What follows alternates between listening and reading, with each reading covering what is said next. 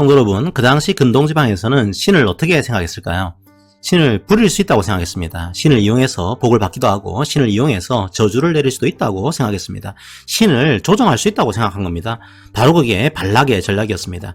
그리고 신을 조종하기 위해서 유명한 무당을 고용한 거죠. 무당을 고용하려면 복채를 줘야겠죠? 복채를 줘서 발람을 섭외한 겁니다. 성도 여러분, 때로는 무당의 입을 통해서도 진리가 선포될 때가 있습니다. 하지만 그 무당이 예수님을 믿는 것은 아닙니다. 예수님을 알고 있을 뿐이죠. 이미 처음부터 발람은 하나님의 뜻을 알았습니다. 그런데 발람의 목적은 하나님의 뜻이 아니었습니다. 바로 돈이었죠. 베드로후서는 발람을 어떻게 평가하고 있을까요? 돈에 미쳤다고 평가합니다.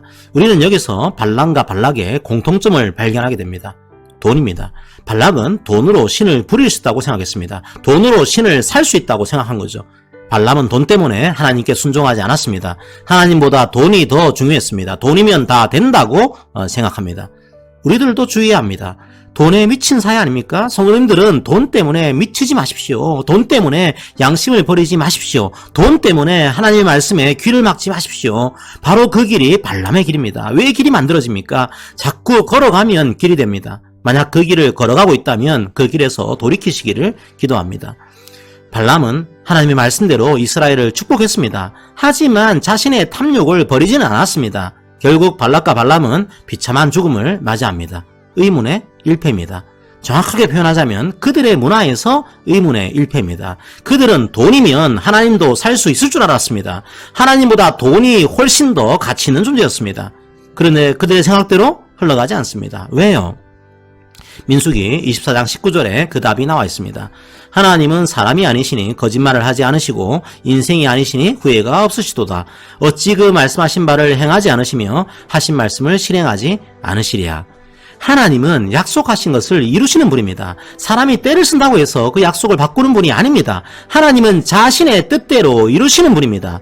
놀랍게도 발람은 예수님에 대한 예언도 합니다. 발람의 예언대로 예수 그리스도께서 오셨습니다.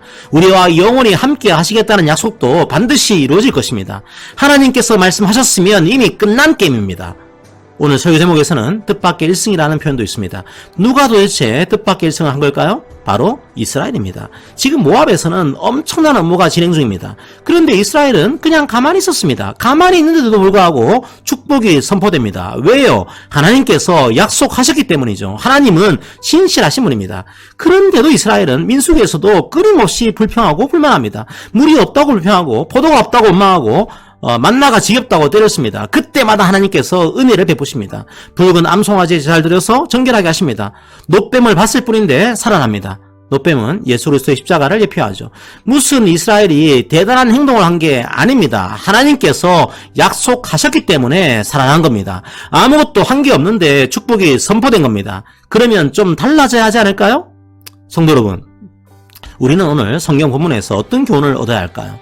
우리도 발락처럼 그리고 발람처럼 생각하고 있지 않습니까? 하나님께 정성을 바치면 하나님을 조종할 수 있다고 생각하지 않습니까? 우리의 탐욕을 이루기 위해서 하나님을 이용하고 있지는 않습니까? 하나님은 우리를 사랑하시는 분입니다. 독생자조차 내어주신 분입니다. 그 사랑으로 우리를 지키십니다. 우리가 종교적으로 대단한 행동을 했기 때문이 아닙니다. 예수 그리스도를 믿는 자들은 누구나 다 하나님의 자녀가 되었습니다. 신실하신 하나님께서 말씀대로 이루실 것입니다. 이 믿음으로 기쁨과 자유를 누리시기를 바랍니다. 하나님의 나라와 하나님의 뜻을 구하면 필요한 모든 것들을 채워주실 것입니다. 그 길을 한번 걸어가 보십시오. 그 길을 걸어갈 때 하나님께서 어떤 은혜를 주시는지 경험하시기를 바랍니다. 신실하신 하나님께서 약속하셨습니다. 뜻밖의 일승이 아니라 신실하신 하나님께서 주시는 당연한 승리, 풍성한 승리를 이 광야와 같은 세상에서 매일매일 경험하시기를 바랍니다.